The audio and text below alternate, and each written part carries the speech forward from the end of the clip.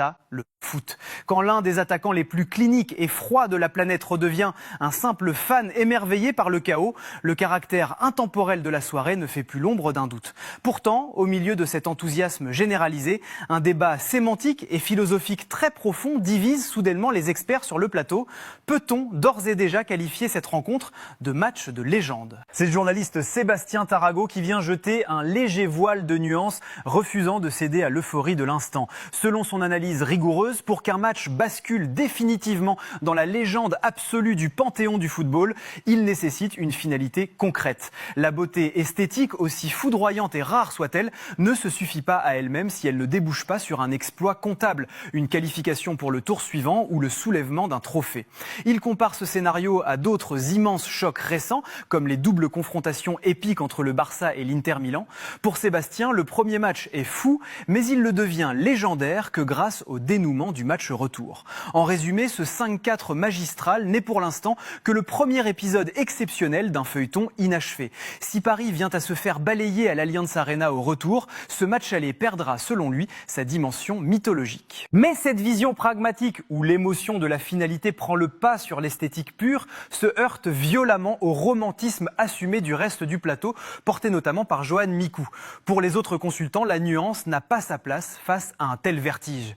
Je m'en fous de qui gagne ou qui perd, lâche l'un d'eux, soulignant que l'émotion foudroyante procurée par la qualité des joueurs et l'irrationalité du scénario surpassent toute notion de résultat. Le simple fait d'avoir vu 9 buts inscrits dans une rencontre à si fort enjeu, chose quasiment inédite à ce stade de la compétition depuis les années 60, suffit à graver l'événement dans le marbre. Les observateurs rappellent d'ailleurs que les deux tacticiens avaient prévenu leur monde. Luis Enrique avait promis qu'il allait préparer un orage, tandis que Vincent Kompany avait annoncé de manière laconique que ce duel serait brutal. Ils ont tenu parole au-delà des espérances les plus folles. Ce qui rend ce match légendaire dans l'instant, c'est l'attitude psychologique des équipes. À 5-2 pour le PSG, n'importe quelle autre équipe aurait mentalement explosé et cherché à limiter la casse.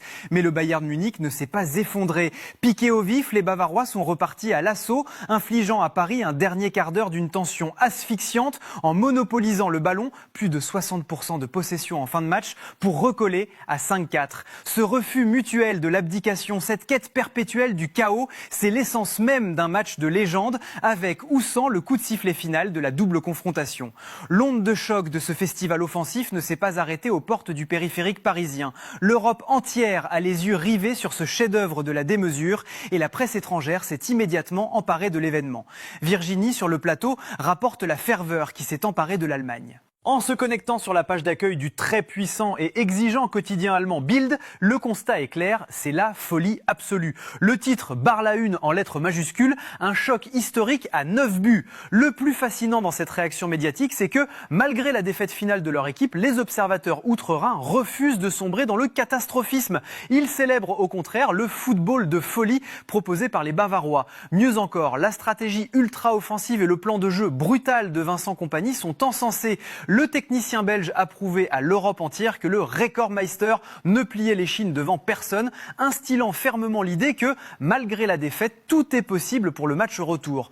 Mais comment expliquer la résurrection d'un Bayern Munich qui semblait définitivement coulé et au bord de l'humiliation lorsque le tableau d'affichage marquait 5-2 pour Paris ? Les analystes de l'émission pointent du doigt un instant précis, une fraction de seconde tactique qui a fait basculer la psychologie de la rencontre. Ce tournant absolu, c'est la décision de Luis Enrique de sortir Warren Zaïre-Emery. Au cœur du réacteur parisien, le jeune prodige français agissait comme le dernier véritable rempart, un équilibriste indispensable dans ce match fou. Il colmatait les brèches, compensait les montées incessantes et grattait des ballons vitaux. Sa sortie du terrain a provoqué une rupture d'équilibre immédiate et fatale.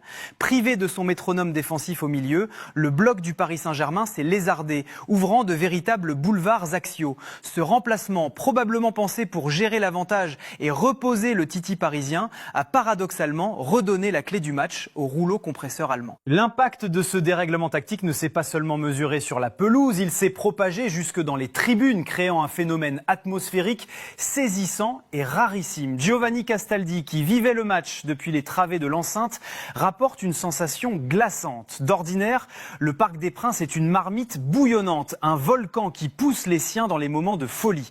Mais ce soir-là, après la validation du but salvateur du défenseur bavarois Dayo Upamecano, le but qui sonnait la révolte et entamait la terrifiante remontée munichoise vers le 5-4, le stade s'est brutalement éteint. Une chape de plomb s'est abattue sur la capitale. Les analystes décrivent un Parc des Princes soudainement silencieux, littéralement tétanisé par l'enjeu et par le réveil des vieux démons européens. Dans les 30 dernières minutes de la rencontre, la peur du vide et l'angoisse d'un retournement de situation catastrophe ont paralysé les supporters parisiens. À tel point que dans ce stade majestueux, on n'entendait plus que les chants puissants et continus des supporters bavarois, galvanisés par la révolte de leur équipe. Ce silence irrationnel, tranchant singulièrement avec le spectacle grandiose offert sur le terrain, restera comme l'une des images fortes de la soirée. Il témoigne de l'extrême limite psychologique sur laquelle ce match a dansé, une ligne de crête où l'euphorie la plus totale a failli laisser place à la terreur sportive. Si l'émotion de ce match aller est encore palpable et brouille presque la rationalité des observateurs, la réalité du calendrier européen va très vite reprendre ses droits. Sur le plateau de Cannes Inside, l'heure est déjà à la projection vers ce qui s'annonce comme la seconde mi-temps de ce duel titanesque, le match retour à l'Allianz Arena dans seulement 7 jours.